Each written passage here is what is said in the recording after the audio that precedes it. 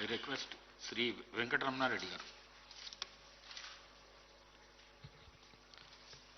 ఈరోజు మాగంటి గోపీనాథ్ గారు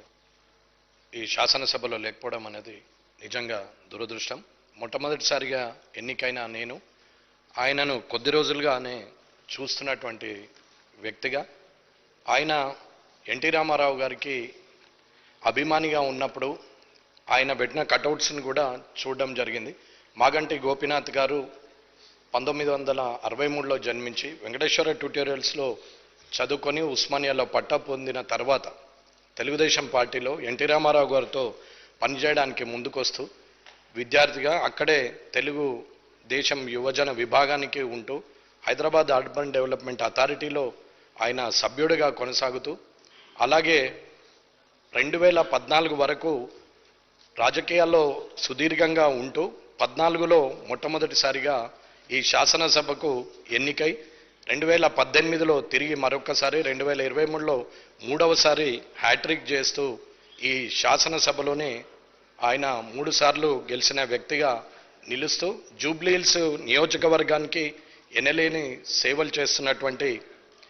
మాగంటి గోపీనాథ్ గారు సినీ నిర్మాతగా, సినీ రంగంలో కూడా అగ్రనటులతోనే సినిమాలు తీసి ఇవాళ చిరస్థాయిగా ఎన్టీ రామారావు గారి అభిమాని ఎవరు అంటే మాగంటి గోపీనాథ్ గారనే పేరు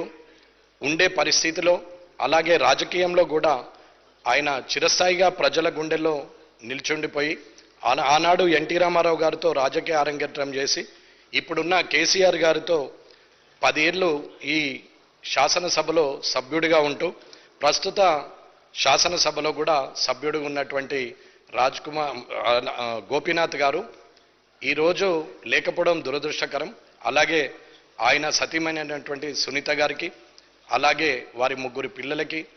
ఈ భారతీయ జనతా పార్టీ తరపున, నా తరపున ప్రగాఢ సంతాపం తెలియజేస్తూ రానున్న కాలంలో వారి కుటుంబానికి అందరి అండదండలు ఉంటూ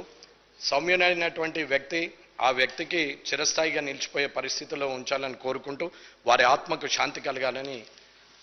ఆ దేవుణ్ణి ప్రార్థిస్తూ ముగిస్తున్నాం. I request Sri